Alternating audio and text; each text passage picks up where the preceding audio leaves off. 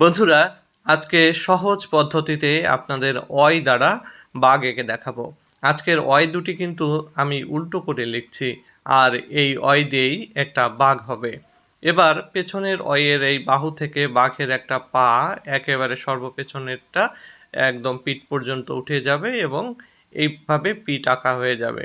এবার আমরা সুন্দর করে বাঘের লম্বা যে ল্যাজটা থাকে বাঁকানো, সেই ল্যাজটা এঁকে দিলাম। এই ল্যাজটা এঁকে দেওয়ার পরে আমরা বাঘের যে পেছনের আরেকটি পা থাকে সেটি আমরা এঁকে দিচ্ছি। বাঘের সামনের যে থাবা থাকে সেই থাবা আমাদের প্রত্যেকটাই এঁকে দিতে হবে এবং সেখানে কিন্তু এইভাবে নখের অংশগুলো থাকে। এবার পেট এঁকে দিতে হবে। পেট এঁকে দিয়ে আমরা পেছনের পাটাকেও কমপ্লিট করে দিলাম এভাবে। এবার আমরা বাঘের গায়ের কিছু ডোরাকাটা দাগ দিয়ে দিচ্ছি।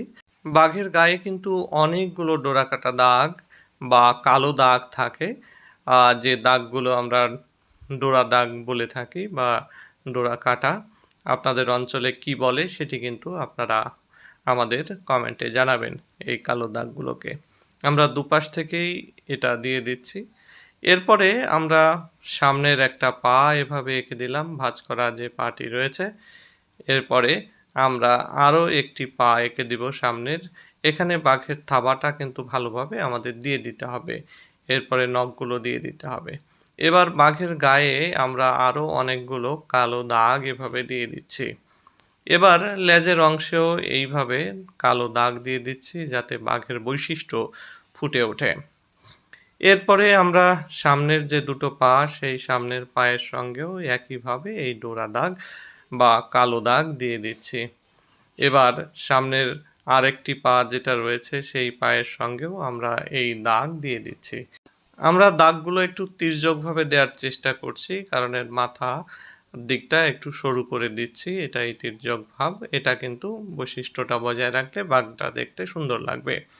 এবার উল্টা করে একটা 3 এভাবে আমরা লিখে নিচ্ছি। এর উপরে একটা ভি দিয়ে বাঘের নাকের কিছু অংশ ভরাট করে দিয়ে এখানে কতগুলো ডট দিয়ে বাঘের লোম দিয়ে দিলাম। মুখে কিন্তু বাঘের লোম দেখা যায়।